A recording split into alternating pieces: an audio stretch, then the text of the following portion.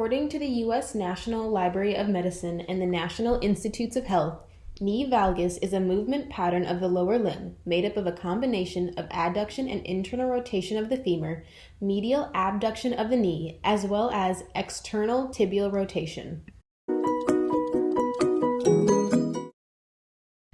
In this video, we will discuss many biomechanical factors that happen when knee valgus occurs during the vertical jump test. Some of those factors include the stretch shortening cycle, the identification of joints and their normal and abnormal movements, change in velocity, center of mass, and energy, and Newton's 3 laws of motion.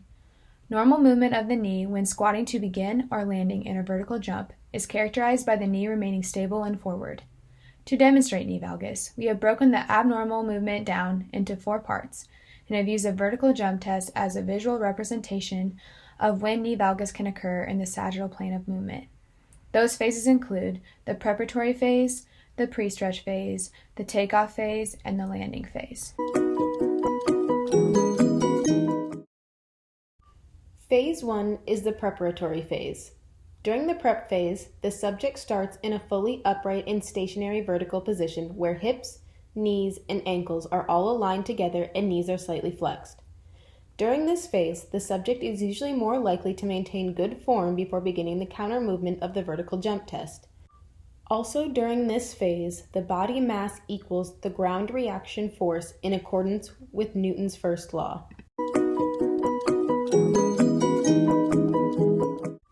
Phase 2, the pre-stretch phase. This phase exemplifies the eccentric phase of the stretch shortening cycle. This phase begins with a downward movement of the body resembling a squat jump.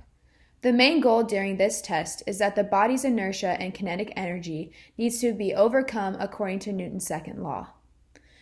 This counter movement propulsion phase allows for the flexion of the hip and knee with ankle dorsiflexion. This is the first place where knee valgus can occur. Once the hip is flexed and downward velocity is occurring, hip torque is produced. This often causes the knees to laterally collapse inward. At the lowest counter movement point, center of mass is essentially at rest, and the velocity is now 0, where the knee has the most abnormal mechanical stress throughout this test, leading us into the next phase. Phase 3, the takeoff phase. Due to the maximum lower limb muscular contraction and in accordance with Newton's third law of motion, there should be maximum ground reaction force being produced. However, with knee valgus, the force being produced is impaired significantly. This phase starts with the second part of the stretch shortening cycle, where concentric leg muscle action causes upward force regardless of knee position. This movement is executed with rapid upward movement due to the stretch shortening cycle occurring until takeoff, when the test subject then drives arms forward and up while putting force against the ground and extending into a concentric motion once again. The force production of this phase translates into vertical velocity. The center of mass is still moving downwards at this point in motion as upward acceleration is happening. While the subject is in the air, ankle plantar flexion and hip and knee extension is occurring. With knee valgus, this causes an abnormal quick and upward movement that can cause injury and impair the overall height measure of the vertical jump test. During this phase, there is higher velocity right before the toes are off the ground, and vertical center of mass displacement increases as peak height and potential energy is achieved.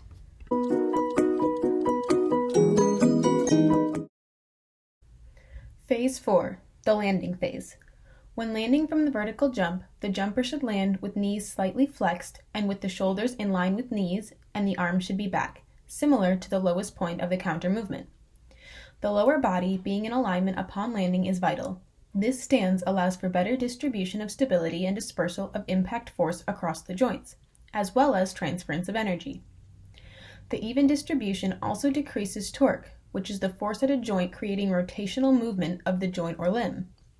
Improper landing form, such as knee valgus, can result in strain energy of numerous ligaments and tendons surrounding the knee joint, which also causes unequal distribution of force across the joints. Putting an excess amount of torque on the knees, which can result in torsion, can lead to an injury of the knee. Unfortunately, this phase is where most knee injuries occur.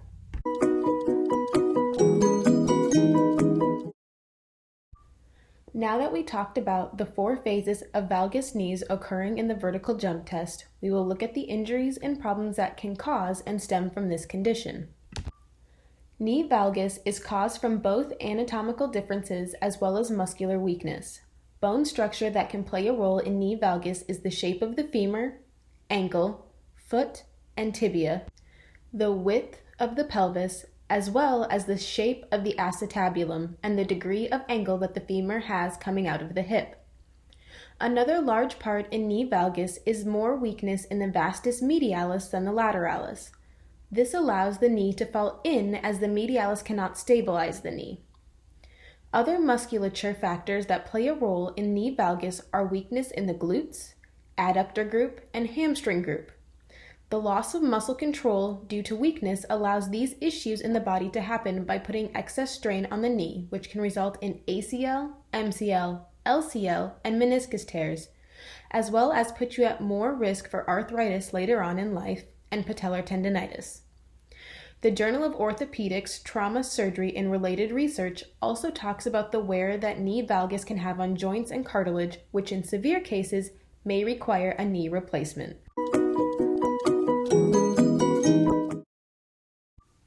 In correlation to injury risk caused by valgus knees, here are some injury prevention tips.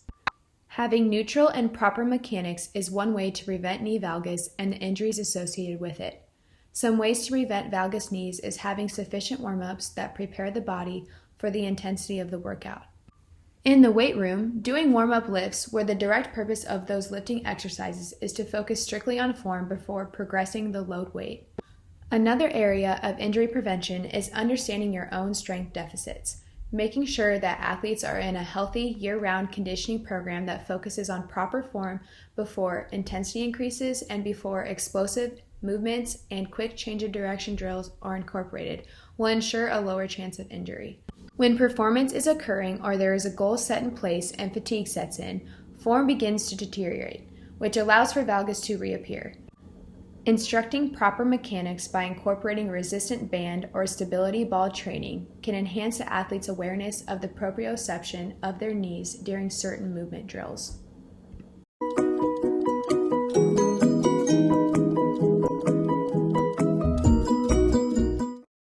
Now that we have looked at the 4 phases, injury and injury prevention, we are going to look at what this means for application. Knee injuries are one of the most prevalent types of injuries in sports today. Knee valgus is a condition that can be seen in numerous jumping, running, squatting, and sport-specific movements like cutting, shuffling, and bounding. Some of the most pronounced knee valgus is often during plyometric drills like box jumps, depth jumps, and broad jumps. Interestingly, however, a strength and conditioning article talks of where there is not knee valgus, and that is typically in the movements that are hip hinging, like deadlift and good mornings. Knee valgus is also a condition that can be applied to normal everyday tasks, such as sit to stand, climbing a ladder, and during normal gait. Applicable principles with knee valgus within vertical jumping are balance, range of motion, and force. These are a combination of kinematics as well as kinetics.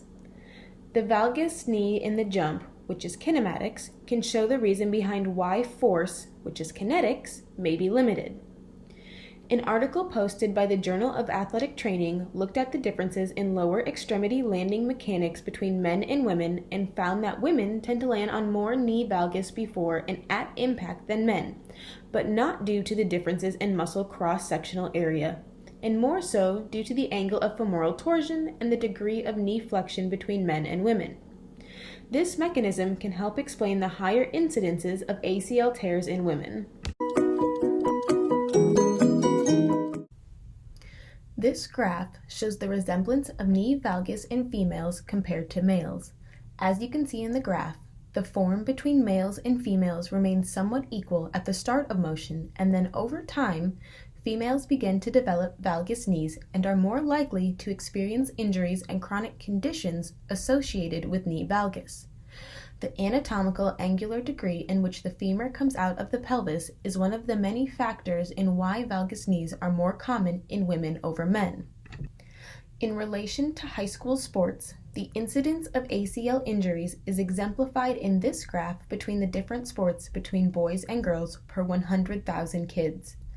As you can see, ACL injury in women is much more prevalent than in men in every sport that is listed.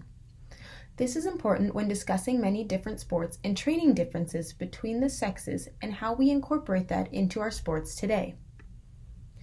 This next graph shows a lifespan difference of average knee injuries between men and women between the ages of 10 and 60.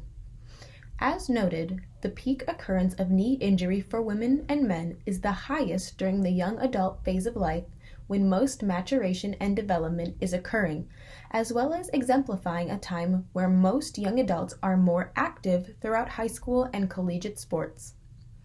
The lowest point for female incidence of occurrence is between the late 20s and mid-30s, while men at this point in time have a higher chance of knee injury due to age maturation and other anatomical factors.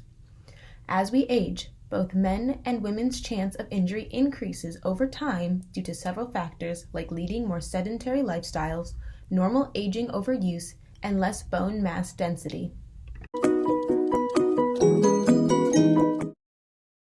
It is also important to understand that not all valgus is bad. The difference between the good and bad valgus is the ability to control it.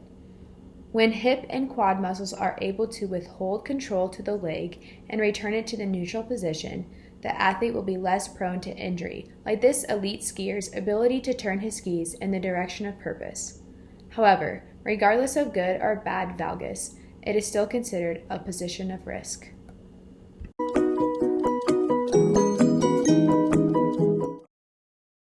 Knee valgus is a condition that is very common in sport and everyday life today. There are many factors that contribute to such conditions like valgus knees.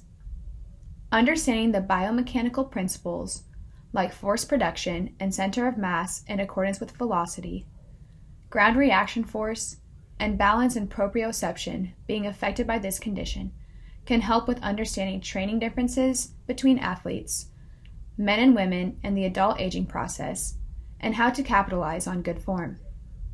Encouraging participation in conditioning programs that focus on stability exercises for injury prevention can promote correct biomechanics. Even when discussing testing measures for athletes, like the vertical jump test, it is crucial to understand the risks that come along with improper form. It is also important to note that even when knee valgus is necessary for sport-specific movements, it can still be considered a position of risk. There is further research and case studies being conducted for conditions like knee valgus and other injury preventative programs for young adults. Shedding light to conditions such as this will promote less injury incidence of athletes and support the safer biomechanical principles to athletics today.